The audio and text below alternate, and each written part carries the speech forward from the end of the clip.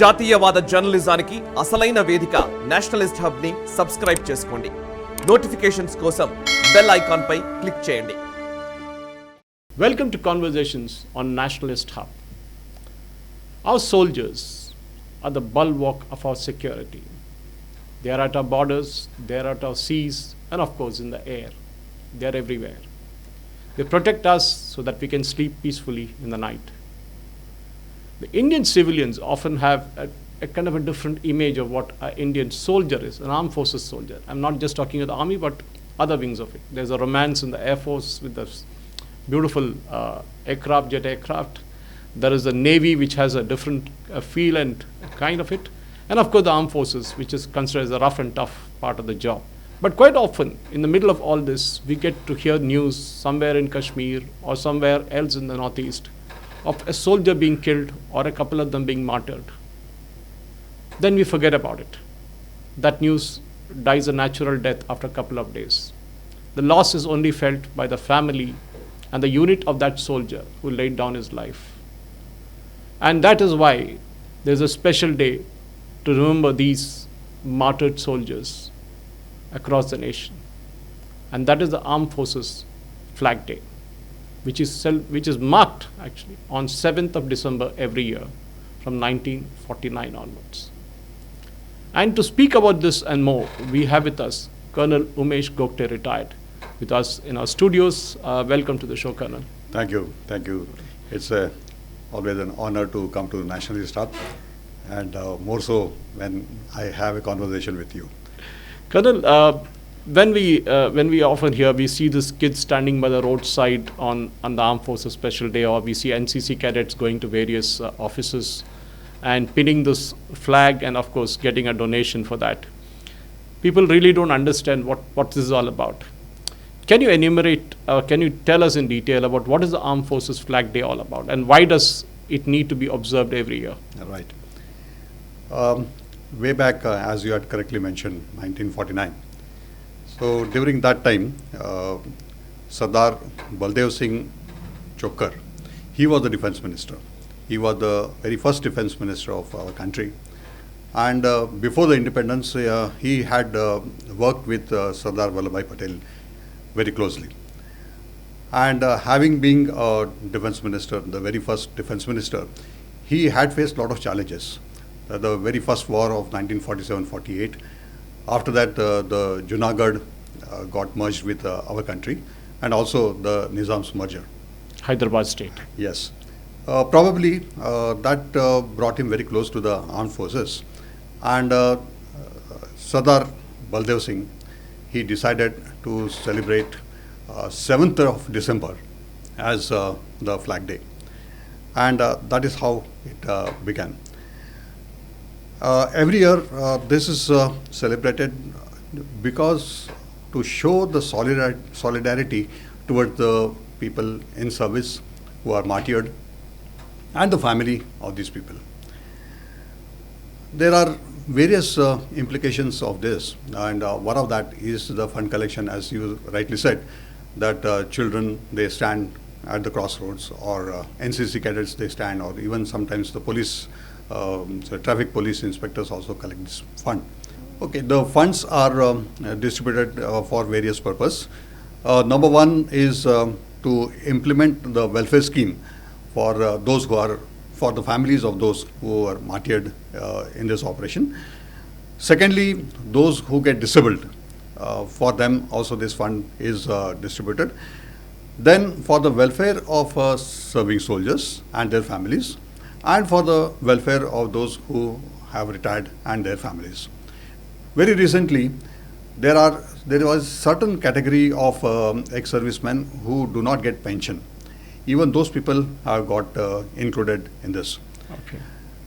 So just to give some statistics, approximately there are 31 lakh retired soldiers, which also include about 6 lakhs plus widows.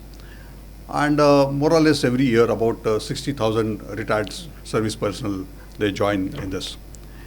So yes, this is for that. Basically this army doesn't celebrate this 7th of December to expect people to just monetarily contribute. But we expect that the people should get this awareness that the contribution made by the soldiers and their families and the regiments towards protecting the nation.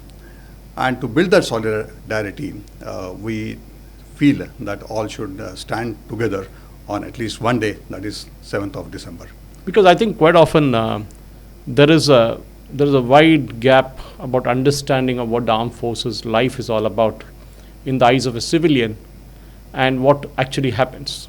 Because quite often they really don't get to see the close quarters of how the army life is all about. For example, there may be officers and men who are posted in the forward locations and whose families are staying back at the base locations, and how they are taken care of, how their canteen facilities are provided for them, how their orderly support is given to them. Schools, everything is kind of so that the soldier has a mental peace saying that his family is taken care of. That is when he's alive. But he also knows that when he passes away or he's martyred in action or otherwise, that his family will still be taken care of. Yes. Is that something that the Armed Forces Flag Day actually brings forth? Yeah, to some extent, yes.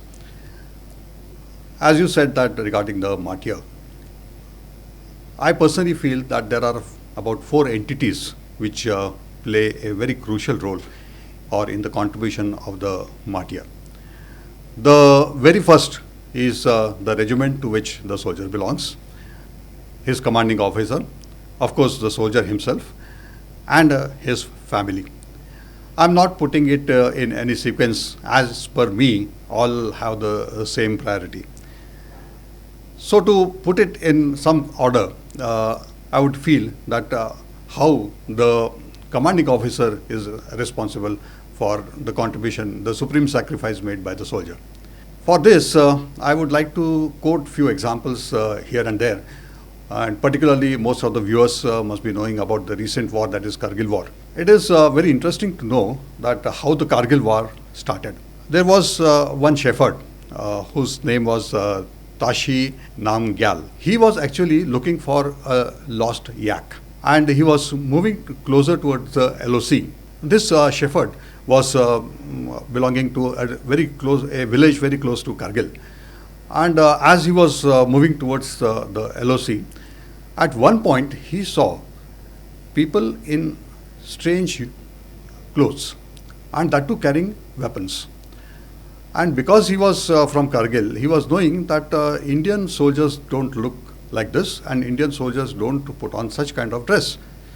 So he stopped there and he observed, hey, what's going on. And after confirmation, instead of looking for his yak, he went to the closest army unit and he informed them. Having known this, the unit, the brigade, everybody got alerted. This was, I'm talking about 5th of May. So the 5th of May, 4th JAT, one of the battalions, it moved in the Kargil sector as a response to this shepherd's call. And they sent a patrol, you must be aware, Lieutenant Kalia, along with 5 men.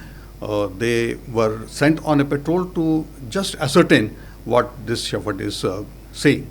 And unfortunately, on 14th, it was realized that there is no communication between the unit and Lieutenant Kalia and the men with him. That's the time the commanding officer, I'm particularly talking about the role of the commanding officer.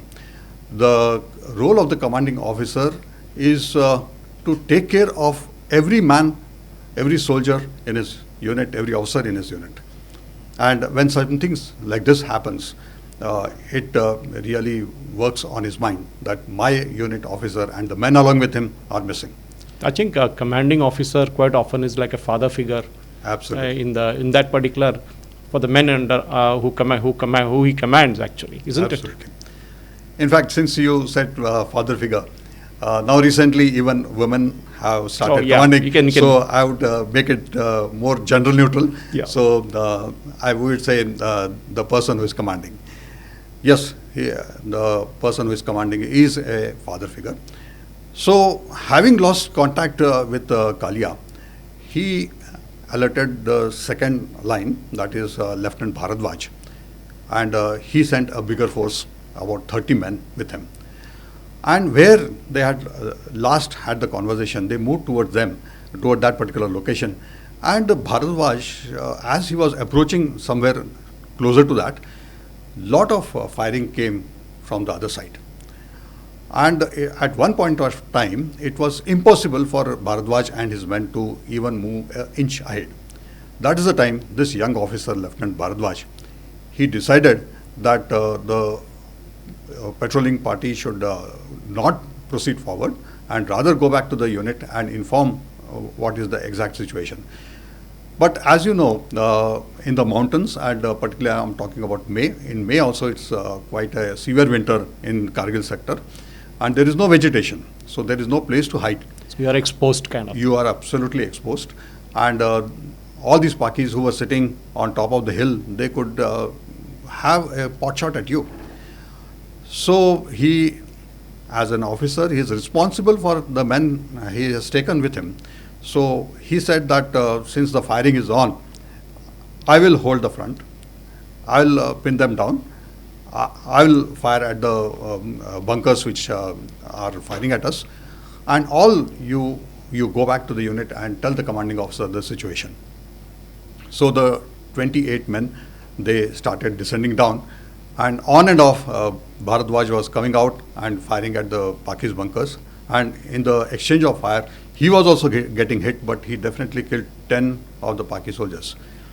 Only one Havaldar was with him, and continuously Bharadwaj was saying, you also go back, I will hold the post here. But Havaldar Rajveer of 4 Jat, he said, Saab, aapko chhod ke main nahi jaunga. Aap akele hai, ye mujhe bardasht nahi hota. Jiyenge, dono jiyenge. Marenge, dono saath marenge. Oh. And unfortunately, both of them succumbed. And it was in the thick of the battle. The battle had not started. This was initial stages of battle. And both of them fell there. And their bodies were retrieved about 56 days later. 56 days. Yeah. And when their bodies were found, both of them were clinging to their weapons and very close to each other, giving a sense that till the last moment, they fought very bravely.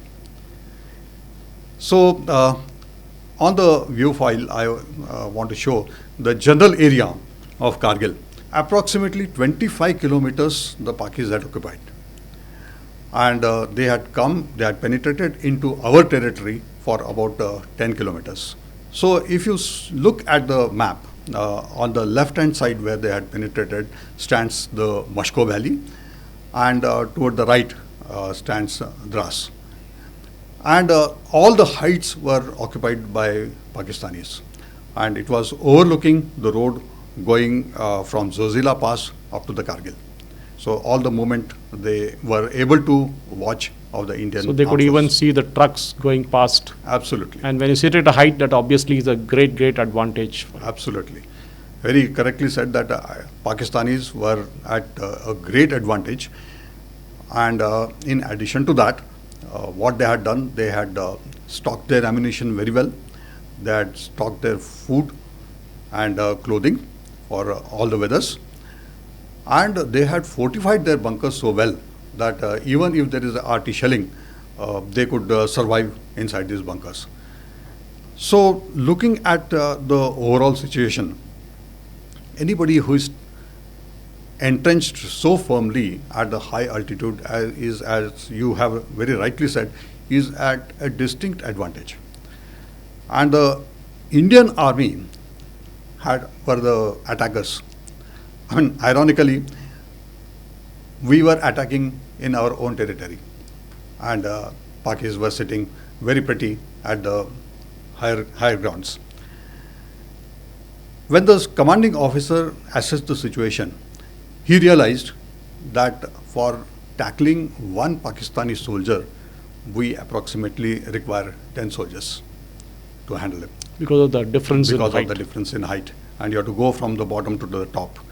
And the visibility is absolutely clear for somebody who is sitting on the top. So, the situation of the commanding officer, I would like to just share with you, that in this particular situation, it is very difficult for the commanding officer to tackle the complete control or take the complete situation under control. During the peacetime, it is the responsibility of the commanding officer to train every soldier on, and in every training area, in very, very big letters, it is displayed that more you sweat during peace, the less you bleed in war. Yeah. So the commanding officers at many times they are very ruthless as far as the training part is concerned. But in a situation like this, what I just narrated, the situation of the commanding officer is so precarious that now 2 of his officers are dead and now he has to select the third party to go up. So who should be the leader? Who should not be the leader? Who will lead, and the men who are going to follow the leader, will they obey the orders of the leader? Of course, there is no situation wherein it has happened, but there should be some kind of a synergy between the soldiers and the officer who is leading them. So suppose like how the complete party of Lieutenant Kalia got butchered, Bharat also got killed. So the next party has to be get readied, and for that the unit commander has to give proper training, and that is what the commanding officer requested the higher formation to give him little time to get prepared for the eventuality. So the one part is the commanding officer. The second part, second entity, what we are talking about, the supreme sacrifice, the second entity is the regiment, that is the soldiers belonging to that regiment. The soldiers have to have the complete faith in the decisions taken by the commanding officer. If the commanding officer says that this particular mission will be led by so-and-so, they should have full faith in the leader of the mission. For every soldier in the Indian Army, let me tell you, for the benefit of the viewers, that more than them, the izzat of the unit is the supreme. And they will fight without, selflessly they will just fight for the izzat of the unit. And to obey the every command given by the leader and the commanding officer is very, very important. In that connection only, I was citing the example of Lieutenant Bharat. When he told his 28 men to leave, they just left knowing fully well, everybody was knowing that how can we leave our leader here, but they had to leave. So another difficult part when I'm coming back to the commanding officer, when such a situation happens that a soldier or an officer belonging to a unit is martyred, his body has to be sent back home. That is the most touching part for the regiment, for the commanding officer. Because when the body is flown, you must have seen it on televisions and Yes. the news channels, that the complete unit, complete village comes together. And those who are carrying the mortal remains, they have to face sometimes the wrath, sometimes the comments, sometimes the adverse comments also, but they have to maintain their calm.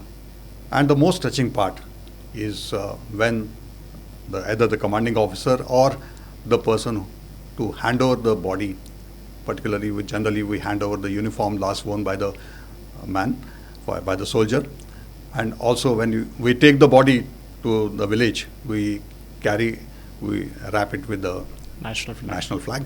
So the national flag has to be folded in a particular fashion and to be handed over to the lady. So far, the family has been very, very brave. But looking into the eyes, suppose the flag is being handed over to the wife, It's a very touching. there are certain unsaid words that why didn't you go instead of sending my husband? Though never ever it has happened, but the eyes speak. Or if the flag has to be handed over to the mother, the expressions in the mother's eyes are, I handed over my boy to you, commanding officer. I thought you will take care of my boy. But what have you brought me back? So these are very, very... War is a ruthless War is the thing, ruthless. because we all know that a soldier, when he signs up for their armed forces, be it anywhere in the world for that matter, they are prepared for the eventuality. The family also knows, and it can be anywhere. It can be an Air Force pilot who takes off in the morning and his aircraft crashes and that's it. Yes. Or a naval soldier out in the sea who can fall prey to any of the accidents also that take place during the course. Yeah. Go on, sir. Yeah. So the another factor which is very touchy for the commanding officer, as you rightly said, that he is a father figure. In most of the infantry units, it's a tradition that if somebody has to go for war or a very difficult mission, the commanding officer calls the leader and the complete team in his office and makes them write a letter to his loved ones. Because God forbid something goes drastically wrong, at least the letter should go home.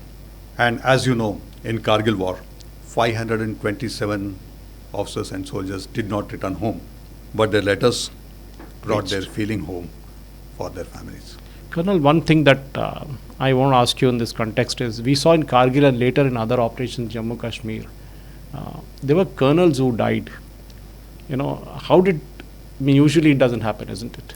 It doesn't happen, yes. Is it that urge that when my men are hit, I should be there, that takes them to the front, and unfortunate loss of lives that happened? A lot of them died. Colonel in the Babu Kargil. is one. Yeah, I think Colonel Vishwanathan, a lot of people died in that entire thing. So, is it a change in strategy during an ongoing war? He feels that I should also be there. But what happens at the back end, the operational end? That's a question that I had. Very correct. I mean, the commanding officer is responsible for his complete battalion, and commanding officer himself, God forbid, he is martyred, then the whole unit has to be taken care by somebody else. Of course, there is always a second in command, but it is better that a commanding officer goes with the unit. If at all, the complete unit has to go on the mission. For small patrols or for small operations, it is better. He prefers to send a junior officer for the operation. So the one-odd incidents which has happened, probably there must be some kind of a compulsion for the commanding officer to lead the forces himself, or probably everybody is out on some mission, so he had no other option than to lead himself. That could be. So I was talking about the letter to be written. In this connection, I just wanted to cite one example again, Kargil war. The unit, as I told you, have got very traditions like writing the letter. I'm talking about the 2nd Rajputana Rifles, a very decorated unit, which has contributed a huge deal as far as the Kargil war is concerned.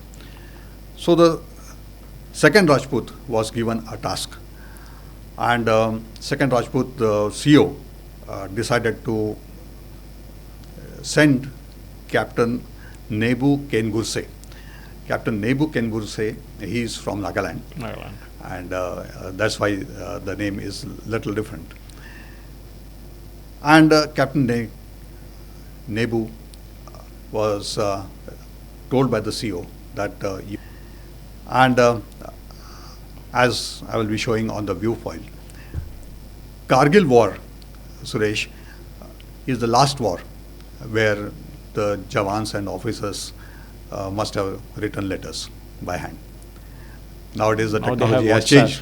Now every day we have WhatsApp, we have message sending facility, we have emails, this and that. But I'm from that era where we used to write letters. So we have forces letters which are issued. And I would like to also mention Padampani Acharya, who is from Hyderabad, who was also incidentally belonging to 2nd Rajrif, that is Rajputana Rifles. I will be showing one letter written by him to his home. So there are several letters which are written by most of the martyrs, and there is a collection. So Suresh, I would like to gift you. Thank you, sir. This particular book. Thank you very much. You can open it.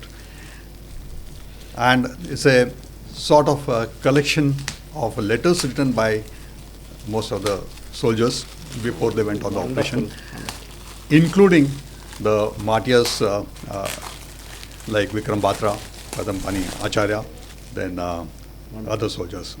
Yeah. And I think the Diksha letters from Kargil, Yes. war through the soldiers' eyes. Yes. So I personally feel that this should be read by each and everyone. Thank you very much, sir. I will surely do that, sir. In this book, Suresh, there is a letter I was talking about Captain Nebu. And Nebu is not his correct name, it's a nickname or a family name. And fondly, the family used to call him Nebu. And he was posted in 2nd Rajrif. There, 2nd Rajrif has got most of the Rajput Jawans and Jat Jawans. And it was difficult for them to spell this Nebu. So most of the soldiers very fondly used to call Nimbu Sahab. So this Nimbu Sahab has written a letter to his brother. I will not read the complete letter, but some excerpts of that, which I would like to read out. My dear brother, I have not informed regarding the war to the parents because they will be worried. In case it is God's will that I have to close my eyes in this place, please take care of dad and mom. They should be made to understand that I have been taken from this life to another better life. Take care of our brothers and sisters. Be an example to them. None of you should feel sad, and all of you, please forgive me if I have done something wrong. Yours loving brother, Nebu. Very touching. Very touching. Very touching. See, in the thick of the war, knowing fully well that, as I said, that the commanding officer, when he was going to send this party, he was very clear in his mind that out of 10 soldiers, only 2 will return back alive. So in this situation, Captain Nebu was sent to the war front. Let me give a little narrative how Captain Nebu and his party got inducted into the war zone.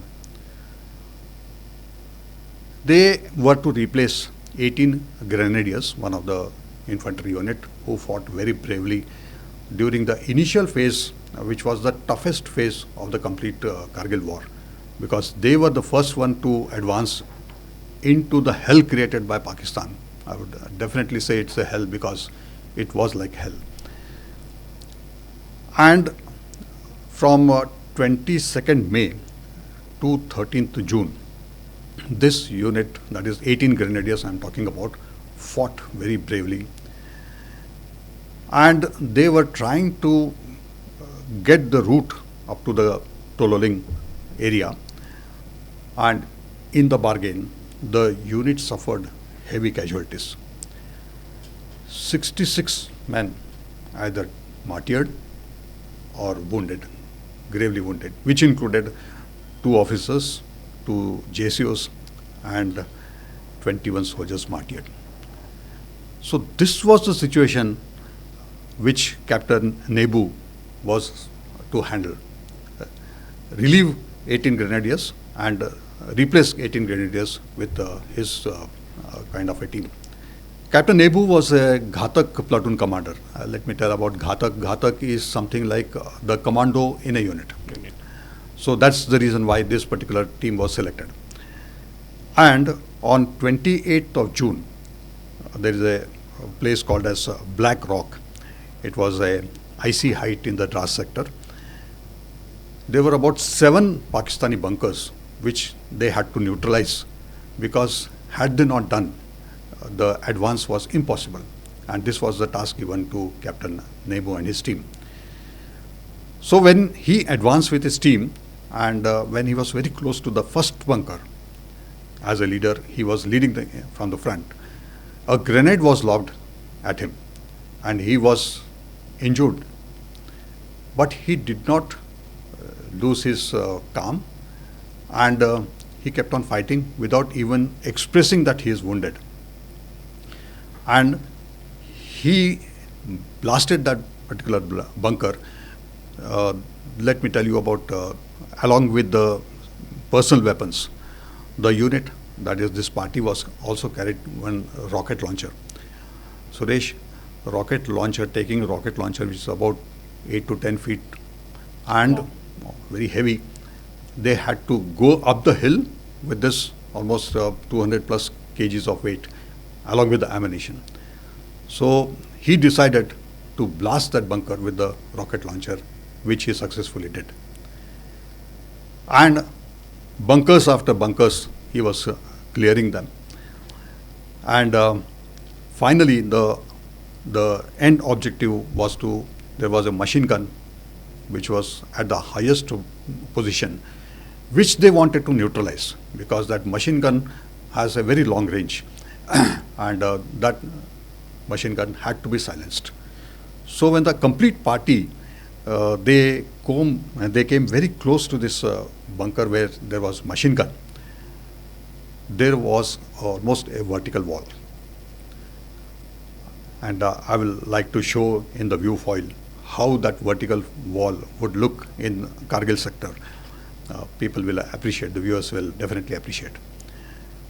So Captain Nembu had no option than to climb this vertical wall, because on the top of that there were 3 bunkers including this machine gun. So this young officer, he said, I am going to lead, and he started negotiating that vertical wall, and he slipped twice or thrice. Then he realized, but what I am talking about is the height of 16,000 feet. Wow. And the temperature was minus 10 degrees. He realized that because of the shoes he was wearing, he was not getting the grip. At that cold minus 10 degrees temperature, this young officer decided to remove his shoes, and he climbed the vertical wall. And when he went on the top, 2 Pakistani soldiers charged on him. He tackled them. Not only tackled them, he took out his commando dagger and killed them. And let me tell you that the question which generally must be coming to the viewer's mind is that, are they not afraid? This is where what is called as the battle inoculation. During the operation, during the thick of the operation, you get baptized. Okay. And the young soldiers or young officers who had gone on this mission and who luckily returned back alive, they said that time when we get baptized in that battle situation, fear doesn't touch you. The only thought is to charge on the enemy and kill the enemy. And that's the reason why he killed those Pakistani soldiers with his hand. And when he was moving towards the machine gun bunker, unfortunately, bullets started raining on him. And from that height, Captain Nembu, he fell down 100 feet down and was martyred. But the complete team that carried out the mission, they silenced all the 7 bunkers, including the machine gun. And as it happens, after the bunkers are cleared, the complete men, they came together. They stood exactly at the spot where Nembu fell down, and they looked down in the darkness towards expecting where the Captain Sahab had fallen down. And everybody in one voice said, "Ye aapki jeet hai, Nembu Sahab, ye aapki jeet hai." Amazing.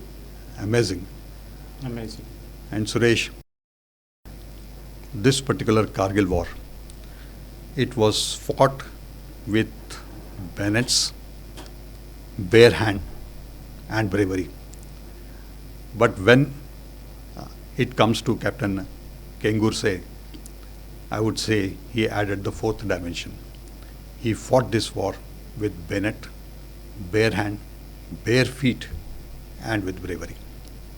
That's why this particular entire operation, the unit, it calls that it was the battle of Captain Nembu Kengurse. To Raj Sharif dedicated the victory to this young brave officer. And mind you, he was not commissioned into 2 Rajrif. He was actually commissioned into Supply Corps, Army Supply Corps. And for initial first 2 years, these officers, they also do attachment with the infantry unit, and he was doing attachment with them. Technically, he was not an armed soldier. He was not an infantry soldier, technically. I think it's pure bravery, isn't it? Pure bravery. And as I had earlier mentioned, the 2nd Rajrif had done a commanding job. The unit, there were so many brave officers. Major Vivek Gupta, he was awarded the 2nd highest gallantry award, that is Mahavir Chakra, posthumously. Major Padampani Acharya, again from the same unit, again posthumously Mahavir Chakra. Captain Nebu, whom I just described, again Mahavir Chakra. 3 officers of the unit in the same operation getting the 2nd highest gallantry award. In addition to that, Subedar Bhavarlal, he was awarded Veer Chakra, and only 1 officer who returned back alive, that is Captain Praveen Tomar, he was awarded Sena Medal. So this is how the decorated unit I think is. the Kargil war, in a way, was a war of denial by Pakistan. Pakistan always kept saying that it is not our soldiers, these are irregulars. I think the tradition of the Indian Army not to leave behind anyone, that they will get the person no matter what. It's Captain Kalia, Vijayan Yes. Thapar, others. Everybody was brought back, and it is at 56 days to get some of the Yes. bodies back. Whereas the Pakistanis refused to take their, the ones who passed away, ones who died, and it's the Indian Army which had to bury them in a complete denial. Why do you think this? I mean, the army is an army, isn't it? Why is the Pakistan army so different from, say, an Indian army? Firstly, from the behavior of the Pakistani soldiers, all the wars which they fought with India, and the treachery in Bangladesh before Bangladesh was liberated, I don't say that it is a professional army. We have given them the most respect a soldier actually deserves, whether dead or alive. But Pakistanis never do that. They are not a professional army at all.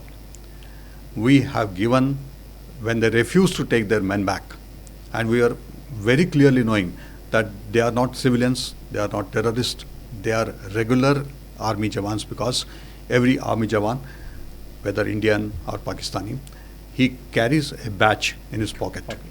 So when the dead body is searched, we found several dead bodies having those badges in them. So goes to prove that they are the regulars from the Pakistani army.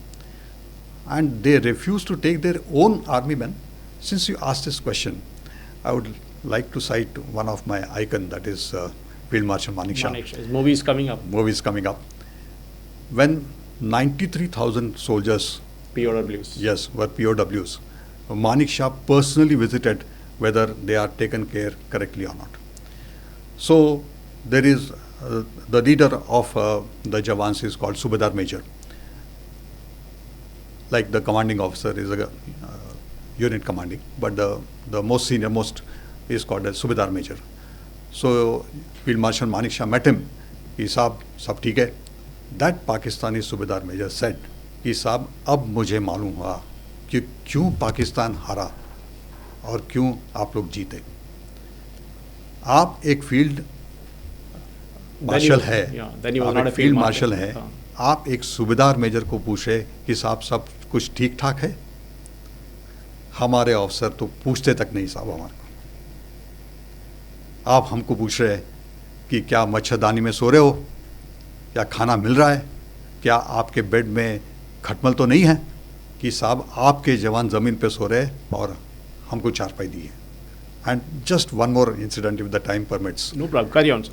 Field Marshal went to Pakistan in the negotiations when the war was over for negotiating. The chief of the army staff over there, he requested Field Marshal Manik Shah that there are few civilians who are standing outside who would like to meet you and shake hands with you. So as he was shaking hand with each one of them took out his pagdi, a Pakistani civilian, took out his pagdi and put his on the feet of Field Marshal. He said, "Saab, kar kya rahe ho aap ye?" So that gentleman said, "Ki saab, मेरे 6 बच्चे आपके prisoner of war है, उनके letters आते हैं कि हमें ठीक ठाक यहाँ पे देखभाल हो रही है, कि साहब आप जैसे अफसर नहीं होते तो शायद मेरे बच्चे मारे जाते." This is the quality of the And we Indian even Army. sent them back And we sent them back, without even asking for any other deal. nothing in exchange. People said that was a mistake, but it was a political decision Yes, to send them back 19,000 soldiers, POWs, that we had with us during the East Pakistan War. yes. Colonel Gogte, I know you're getting emotional talking about all this, rightly so, because even I'm feeling so. But when it happens to a soldier, he passes away, but his family still has to lead their lives like it just. So be it Padampani Acharya or Vijayan Thapa's parents or Kalia's parents or even Nimbu Saab's family. I remember that beautiful scene where his casket was being carried to his village. Yes. How is the family taken care of? Very touchy question, Suresh. Let's be, you and for the viewers, let's be a part of a martyr's family for a few moments, just to understand what the family must be going through. There are n number of examples I can cite, but let me quote one of the Kargil war experience. Very briefly, I would like to mention about Major C.B. Dwivedi, an artillery officer who was martyred in the Kargil war. He left behind his wife and 2 daughters when this unfortunate thing happened. He was belonging to 315 Field Regiment, and 315 Field Regiment was the the initial artillery regiments which got inducted into the war zones. So after the war, for this particular regiment doing so well in the war, the Chief of Army Staff has given a kind of a title to this particular battalion, 315 Field Regiment Kargil. So the officer belonging to this particular unit was Major Dwivedi. Major Dwivedi on 12th of May 1999 had, it was a vacation day. The war had not, the initial phases of war also not known to everybody. So he called his family towards the Srinagar side to spend some time with them. This happened on 12th of May. And 13th, barely the family was together for maybe 12 hours. He got orders that you have to move to the war zone. So those 12 hours he could spend with the family, and the family had to come back. So Mrs. Dwivedi decided that since we have to come back, that she had taken the children, that is her 2 daughters, to Siliguri to spend time with some of her relatives there. And off and on, Major Dwivedi used to send letters. And in those letters, like Nebu, the concern was more toward the family and less towards him, always saying that I'm fine and everything is fine here and will come back very soon. Just to narrate, on somewhere in July, probably 2nd of July, this incident happened. Just to give a background, an artillery regiment is supporting to the infantry which marches forward. So the role of the artillery is that when the enemy is well entrenched, the artillery units, they fire shells to weaken those defenses, and then only the infantry can march forward. Or when the infantry is almost in the battle zone or very close to the enemy, and the enemy is having an upper hand, that's the time the artillery unit is asked the support, and they fire the shells onto the enemy. The Dras sector, where Major Dwivedi was, the artillery guns, the technique of this artillery guns is that they are supposed to fire and move the gun to a different location. The reason I tell you that the enemy who was sitting on top of the hill, they can visualize where the gun location is from the shells which are coming towards them.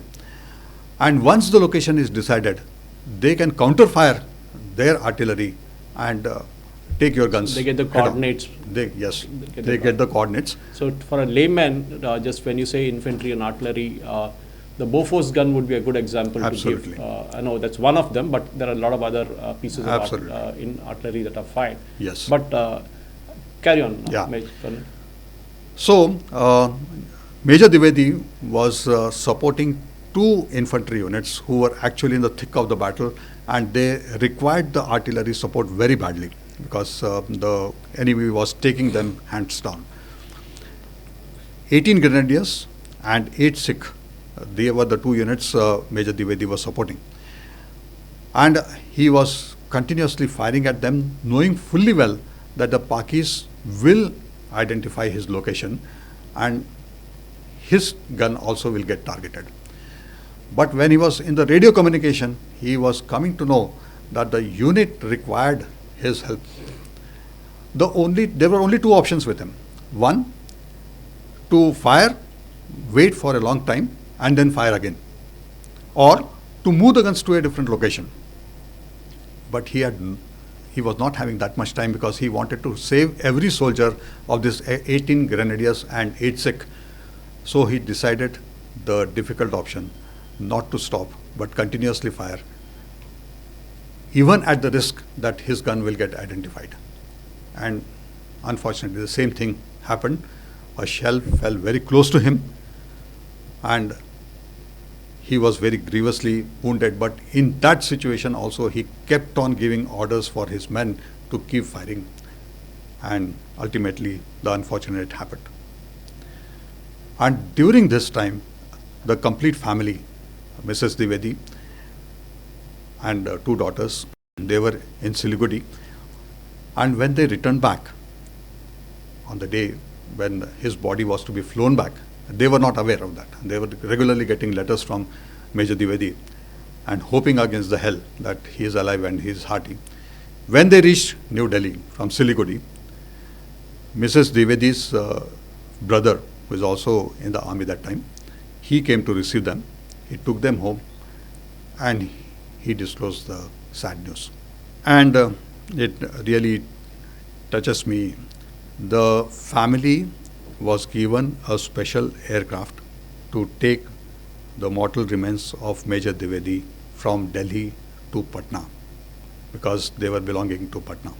4 of them, that is the Mrs. Dwivedi, Neha, 10-year-old elder daughter, Diksha, 8-year-old, and mortal remains of Major Dwivedi wrapped in the national flag. As a family, for the last time, they were traveling together. And Suresh, I think for the first time, you can. for the You're first going time, emotional. I know, for the first time, the responsibility of taking Major Dwivedi home was that of the 3 ladies.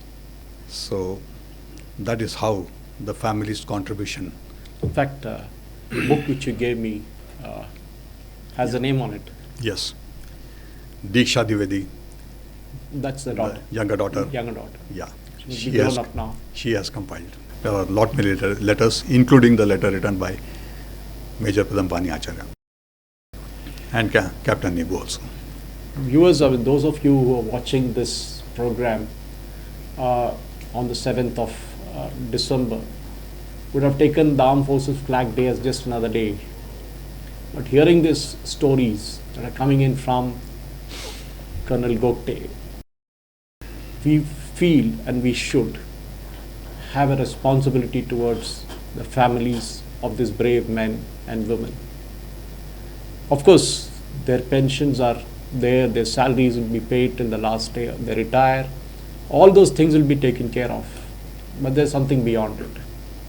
Many people will say, okay, I can contribute to Armed Forces Special Day. So how should I do it? Okay, there is a website, you can go and contribute. All those things are there. We will run that in the description of this YouTube channel. But more than that, one should understand what a soldier goes through. And again, when I say soldier, it doesn't mean army, it means Air Force, it means Navy, it means everybody. That is very important. And that, ladies and gentlemen, is what makes our army a different kind of team that performs on the field, regardless of their personal safety. And on the portals of the Chetwood Hall and IMA are those famous words that are there, that your safety comes last. I think that is the most important thing. Colonel Umesh Gogte, is there anything? I know you're a poet, you write a lot. Is there something that you would like to conclude this with? Yeah, before concluding, I would like to mention that we soldiers and our families, we are not expecting the money which is being contributed. Army and our units, they take care of us very well. But what we want is on that day, if you show solidarity with us, if you contribute whatever you can, that gives us a feeling that everybody for whom we are fighting are also with us. That particular solidarity we want. So it's a humble request to all the viewers that they should definitely step out on 7th. Of course, we'll show you the link on which they can directly send their contribution, which is exempted from the income tax. That is under ATG, one of the section of ATG, it comes under that. So I would like to conclude this by giving a Shraddhanjali by saying, कहीं किसी आंगन का दीपक बुझ गया है, कहीं किसी आंगन का दीपक बुझ गया है, तभी भारत का हर आंगन जगमगाया है। शहीदों के साहस पे श्रद्धांजलि पूर्ण नतमस्तक हो जाना, शहीदों के साहस पे श्रद्धांजलि पूर्वक नतमस्तक हो जाना, आज एक श्रद्धांजलि दीपक उस बहादुर के नाम ज़रूर जलाना, आज एक श्रद्धांजलि दीपक उस बहादुर के नाम ज़रूर जलाना. Suresh, we also, I think, we should do that. In fact, appeal to every one of our viewers to light a lamp on the 7th of December in honor of the fallen soldiers, their families, and of course, the disabled and the veterans of the Indian Armed Forces. Thank you, ladies and gentlemen, for watching this. But before that, we would conclude with the famous inverted gun, which shows a fallen soldier, which reflects a fallen soldier. yes. And Colonel Umesh Gogte, thank you very much for being a part of this. Thank you so I know much. you're getting really emotional. I know that comes from the heart. Yeah. That is why. And I'm sure many young men and women watching this telecast will feel that they should also join the Indian Armed Forces and live that life which Colonel Umesh Gogte spoke about. A life which you can put aside for your motherland. Thank you, ladies and gentlemen, for watching this. Namaste. Jai Hind. Jai Hind, Colonel. ఈ video మీకు నచ్చినట్టయితే like చేయండి, 10 మందికి share చేయండి. అలాగే కామెంట్ల రూపంలో మీ అభిప్రాయాలను మాతో పంచుకోండి. Nationalist hub group of channels ను సబ్స్క్రైబ్ చేసుకుని తెలుగునాట జాతీయవాద జర్నలిజాన్ని ప్రోత్సహించండి. ఈ వీడియో కింద ఉన్న బెల్ ఐకాన్ పై క్లిక్ చేయడం మర్చిపోవద్దు.